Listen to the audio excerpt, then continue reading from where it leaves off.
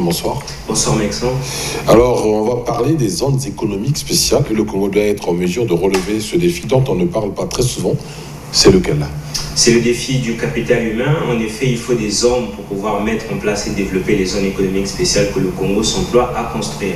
Puisqu'on n'en parle pas assez, Horizon, le laboratoire d'idées de la Fondation Perspective d'Avenir, a réuni récemment plusieurs experts pour réfléchir sur le sujet. Et au cours de cet échange, un expert a indiqué qu'il faut, je cite, élaborer de nouvelles stratégies dans la formation pour que le système éducatif congolais réponde aux attentes de la création des zones économiques spéciales. À l'en croire, il est nécessaire de mettre en place des dispositifs de formation pour avoir une main-d'œuvre suffisante et qualifiée afin de rendre opérationnels ces zones.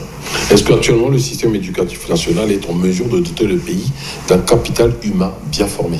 En plus d'être une question très pertinente, c'est également une question qui a eu le mérite de susciter une kyrielle de réactions sur le net. La première nous a été soumise par Denis qui croit que le système éducatif du Congo est à terre. Il considère que ce domaine n'est pas une réelle priorité pour l'exécutif et pour illustrer ses propos, il a pris pour exemple le lancement de l'université de Kintele qui tarde toujours et le manque de suivi des Congolais étudiants à l'étranger. D'après Enoch, le capital humain bien formé se traduit par des hommes qu'il faut à la place qu'il faut. Sans doute que pour lui, les talents sont là, mais le Congo ne promeut pas assez l'excellence et la méritocratie. Inès, quant à elle, a écrit qu'on aurait dû préparer les ressources humaines depuis 10 ans. Ce n'est pas à 2 ou 3 ans de la mise en place des S qu'il faut commencer à y penser. Océan Passy estime aussi que la mise en place d'un système éducatif digne de ce nom demande de la patience, en ce sens qu'il faut repartir à la base, cibler les domaines de développement et former les enfants dès le bas âge. Vu que le Congo s'y prend avec du retard, il faudra donc patienter et suivre quelques autres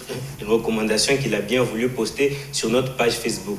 Sylvain, un autre internaute, pense que jusque-là, le Congo patauge dans les slogans sans fondement. Pour lui, il faut refonder le système éducatif en fonction des ressources nationales et les nouvelles technologies. Il a également suggéré que l'entrepreneuriat soit au plein cœur de la problématique pédagogique si seulement un nouveau système est adopté. En plus de cela, Gilles a proposé que le pays sollicite des talents qui se trouvent dans la diaspora.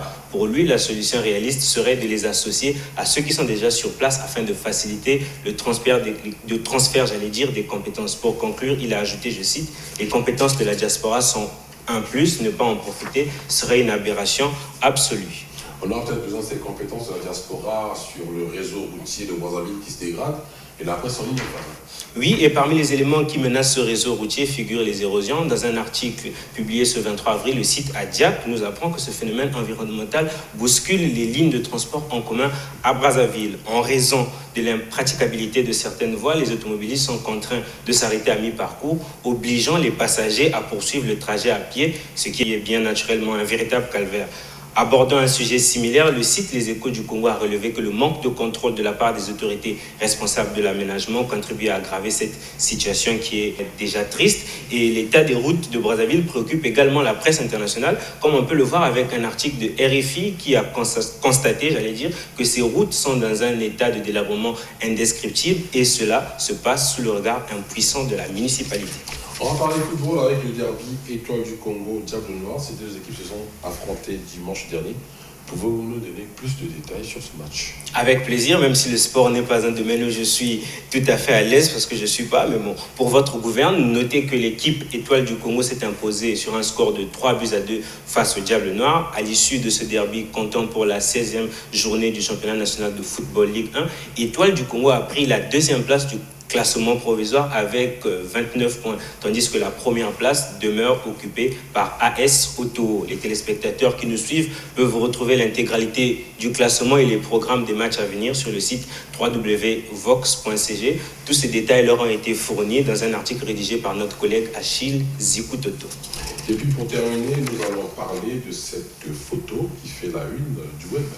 Oui, c'est une photo qui a été prise dans le parc national du Virunga en RDC, la République voisine. Sur cette photo, on voit un garde forestier accompagné de 2 gorilles qui avaient l'air vraiment décontractés. Les gorilles que vous pouvez voir sur ces images ont été élevés par des gardes forestiers quand leurs mères ont été tuées en juillet 2007. Cette impressionnante photo postée le 20 avril a fait le tour du monde car la complicité des 2 gorilles avec les Rangers a marqué les esprits, si bien que certains internautes considèrent ce selfie comme étant le meilleur du monde. Il se trouve que ce n'est pas la première fois que des gorilles orphelins sont photographiés par ces gardes, comme le témoignent ces 2 clichés que vous pouvez voir. Sur la première à gauche, on y voit Patrick Sadiki. La photo est récente et à droite, il y a une autre photo datant de 2015 où on voit Mathieu Chamavou. Tous deux sont des gardes forestiers qu'on qualifierait, on va dire, d'héroïques. Ces clichés permettent aussi de sensibiliser le monde au sort des gorilles qui sont souvent victimes de braconnage malheureusement, et c'est d'ailleurs un sujet que nous abordons souvent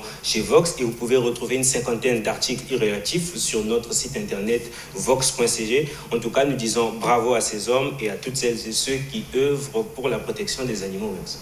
Bravo également Estime pour ces informations sur le net.